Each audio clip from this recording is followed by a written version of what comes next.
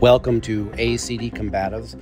This is part of a series of BJJ for cops presented to you by Coach Doug. So, our very last technique for ground defense is when you have mounted the suspect. So say you've done everything right. So say you've done the trap and roll. So, the trap, he's choking us. Done the trap and roll, right? Boom, I've established my guard.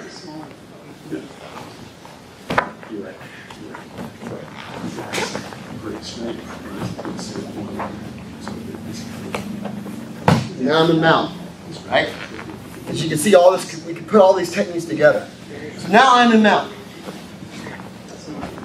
So what Flexi teaches you is basically, this is when you control the suspect and you break contact. So, when I establish this position now, right, I want to get high mount on it for this next technique. So what I need to do is, if his arms are tucked in, right, it's going to be hard for me to get that high mount, right? So what I need to do is, before he can tuck his knees in, or his elbows in, I need to establish a high mount. Once I establish his high mount, start throwing some distracting strikes, elbows, whatever. I want to get him to get covered up. Once he covers up, I'm taking one arm, it doesn't matter which, and I'm controlling the arm, right, by controlling the wrist and the elbow. And I'm pushing it across his face, and then I'm putting pressure, my weight, on his tricep. I'm coming under his head, I'm grabbing his wrist. This is when I want to use a thumbless grip, once again, because if I use a thumb pull grip, he could pull it out. Thumbless grip, he cannot, right? I'm using this thumbless grip. And I could even enhance the grip by motorcycle it, by doing that. I'm keeping it nice and tight. From here, I'm putting my weight on him, posting my hand out. Now this back foot, come over here. This back foot is gonna start sliding over his belly until I get into this position. And now we're back to side control, right? And we can break free and go to our tools, right? But anyways, once again, I've established mount. I want to get a high mount, start throwing some distracting strikes. I'm coming over, putting my weight on his tricep, grabbing his wrist, thumbless, right? And I'm motorcycling, really making it tough for him to break out. His back leg will slide across. I come to here. Now you're not going to be able to handcuff him. Right? It's going to be really hard. You can try to get him to roll over on his belly, or excuse me, on his back, but it's kind of awkward. Right? So your best bet from here, I would say, to back off, go to your tools. Right? Boom. Taser, get on your belly, go to your handcuffing techniques.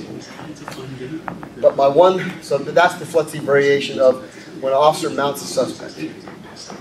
My only problem with it is, and it's probably because I'm an experienced grappler, is if I've got good control of him, why do I want to give it up to have to go back in? If I already have good control, right? So if I have good control, why give it up to go back in? Even if I have my tools on.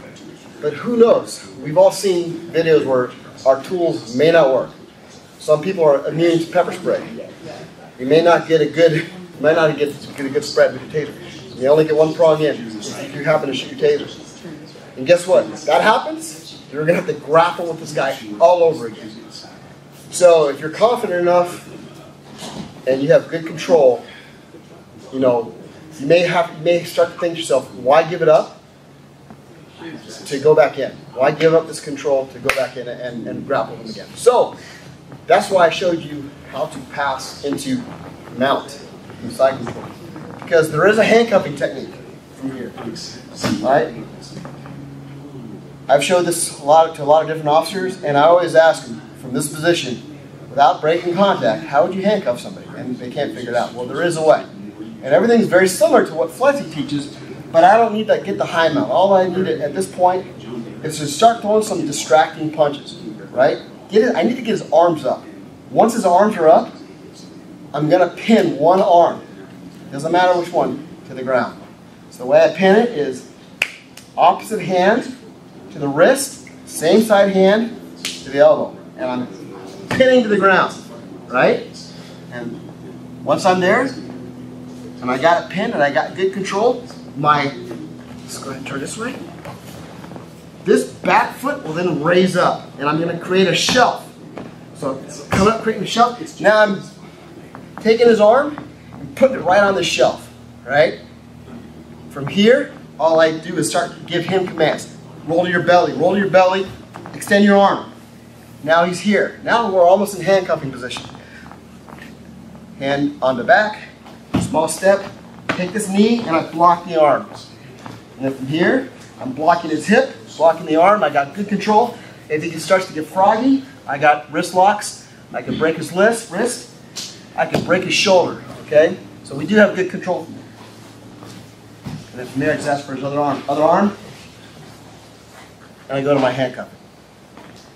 Once again, I've established the mount. I pass to side control. Throw some distracting strikes. I pin his arm. Create the shelf. Put the arm on the shelf. Give him commands. Roll to your belly, Okay, from here, this is kind of where the most common mistakes. People try to end the handcuffing from here. It's going to be hard to get the arm around your knee, right? So I need to get this knee out of the way. And the way I do it is I go to a small, think of this as a catcher stance, right? I'm a catcher in baseball. I went to a quick catcher stance. Boom. Now I'm blocking this arm. Turn this way so you can see the camera. I'm blocking this arm with my knee, right? I've got a hold of his wrist. My foot is blocking his hip. And I just, give me other hand. Now I'm right here in the handcuffing position. I go to the handcuffing. Remember, if he gets froggy, we got wrist locks. One more time. Throw distracted strikes. I'm pinning, creating a shelf. I'm coming to here. Now if he starts to get froggy from here, right? I got arm locks again. So you got really good control from here. But from here, I'm giving him commands. On your belly. Small in the back. Small catcher stance. Block the arm. Got the wrist. Blocking the hip. Other arm. And I go to handcuffing. Alright? So, if you can put all these together. And we'll do that here in a quick drill. I'll show after this technique. But if you could put all these together, you can actually handcuff somebody from the mount without ever breaking contact and keeping really good control.